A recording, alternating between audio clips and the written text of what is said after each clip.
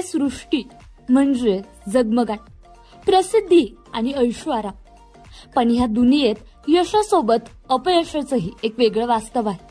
काही कलाकारांना मिळालेलं स्टारडम टिकवता येतं, तर काहींना व्यक्तिगत अडचणीमुळे मोठी किंमत मोजावी लागते.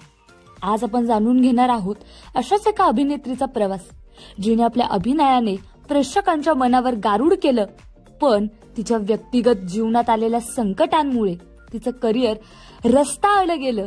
आणि ही अभिनेत्री म्हणजे उर्वशी.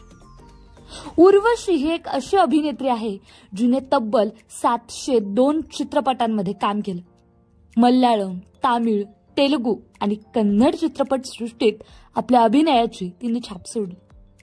ती केवळ सौंदर्यवानच नव्हती, तर तिच्या अभिनयात असलेल्या सहजतेमुळे ती प्रेक्षकांची लाडकी झाली.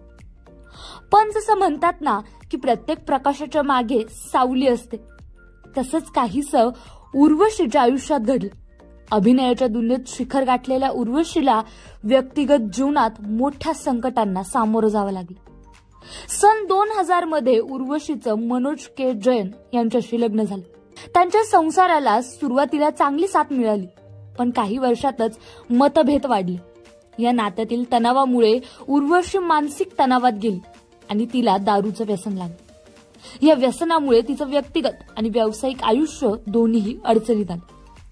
शेवटी 2008 मध्ये उर्वशी आणि मनोज यांचा घटस्फोट झाला. घटस्फोटानंतर उर्वशीने आपल्या मुलीच्या संगोपनाची जबाबदारी एकटीने उचलली. पण जीवन थांबत नाही आणि उर्वशीनेही थांबायचं नाही असं ठरवलं. 2013 मध्ये तिने चेन्नईतील उद्योगपती शिवप्रसाद यांच्याशी दुसरं लग्न केलं. आता ती कुटुंबासोबत आनंदी आयुष्य जगते.